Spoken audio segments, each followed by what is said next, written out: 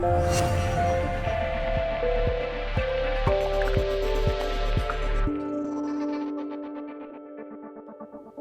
just to get a little bit of an idea, who's heard the term standard operating procedures? Perfect. And I'll get you to leave your hand raised if you've got a suite of standard operating procedures implemented in your business that other team members follow. So there's still a few, which is great, but the vast majority of people, even though they've heard about it, they haven't necessarily implemented it. And in business, trust me, there's 1,000,001 things that you can do. We all know that there's any infinite number of things you could be working on. How do you identify which things that you should be working on right now? For most entrepreneurs, what they'll do is it's jumping to the next biggest fire. What's going on in the business? What client needs help? Who do I need to solve? Which team member is calling for my attention? And that's how you do it. Or maybe you run it from your inbox. A lot of entrepreneurs do that, where you're kind of just watching the emails come through, and that's how you decide what it is that you work on.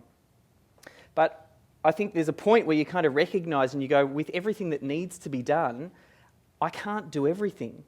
Like, as a business owner, you're wearing all of these hats, and you're the sales department, you're the accounting department, you're the delivery department, you're doing all of these different components of business, and then you go, I'm not going to be able to do everything if we try and scale this a little bit bigger. So how do you start to prioritise?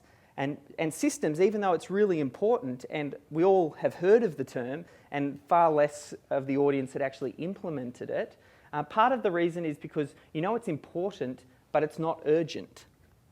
It's kind of like one of those things you should be doing, and you're in that moment when you could be creating a system or documenting your processes and procedures, and you're like, oh, look, I could do that, or I could do it myself. It'll take, half the time, it'll take me half an hour or an hour to put a system and process in place, or just this once, I could do it myself, and it'll take 5 minutes. So it's urgent, it's important but not urgent, so it gets prioritised down, and then it's something that you never actually get around to. But we all know those one-time events, they're not one-time events. Oftentimes there's a lot of processes and procedures in business that happen over and over and over and over again.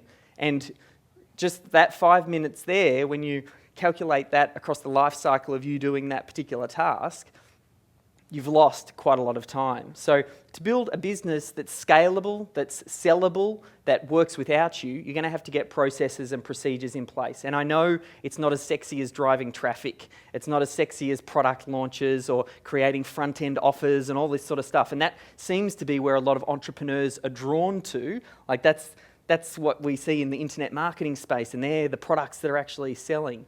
But to build that real business and to bridge through from that sort of level 2 entrepreneur to what I'm going to talk about as the level 3 entrepreneur, which is the systems entrepreneur, and to grow through that, that's what we're going to have a look at.